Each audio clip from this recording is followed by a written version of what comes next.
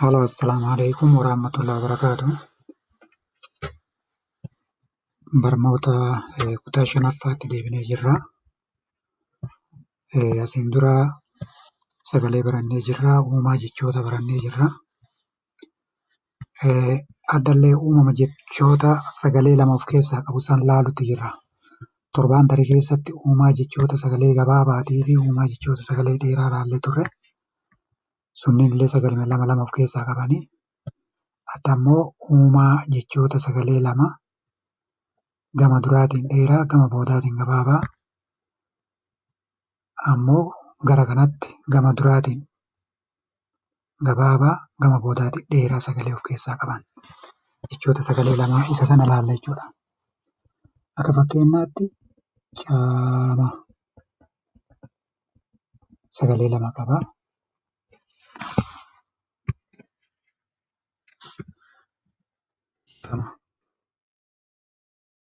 Miila cooma ciira duuba faara dheeda gaara gaala baala dhiiga nyaapha naacha koola moora duula fuula buula. Bifa kanaan yoo isin ilaaltanii jechaan gama duraatti dhedheeraadha. Caa dheeraa ma gabaabaadha. Coo dheeraa ma gabaabaa argaa jirtan.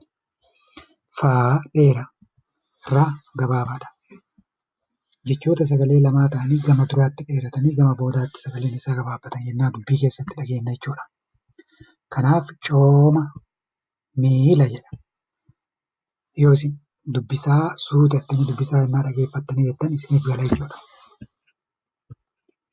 Gamana yoo dhufne ammoo gama jalqabaarra gabaabaa gama boodaarratti dheeraadha.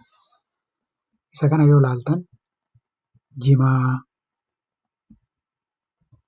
turaa tolaa bocaa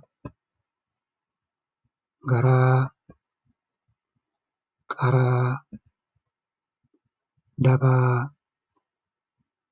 sutaa kophaa cumee dhagaa dhadhaa lolaa coraa daguu cinaa irra deebiirraa kanatti cimaa qalbiin ilaalaa. Fakkeenyaaf as keessatti yoo isin ilaaltan amma caama ilaala akka itti gabaabaa akka cinaa gamaatti dheeraa.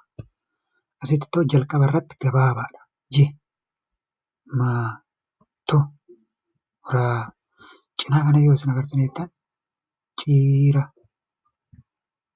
faara fuula jalqaba irratti hin dheerata. Gama kana yoo agartan jalqaba irra gabaabaadha. Dabaa sutaa kophaa cinaa bocaa turaa tolaa. Kanaaf jechoota sagalee lama lamaati xumuramuuf deemu jira.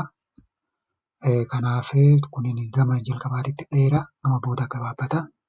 Gama kanaan jalqaba irratti sagalee gabaabaa gara boodaa irratti hin dheerata jechuudha. Sagalee lamaati inshaallah. Barumsa itti aanutti akka wal agarruutti nagaa keessanaa tura. Assalaamu alaikum warahmatullahi wabarakatuh.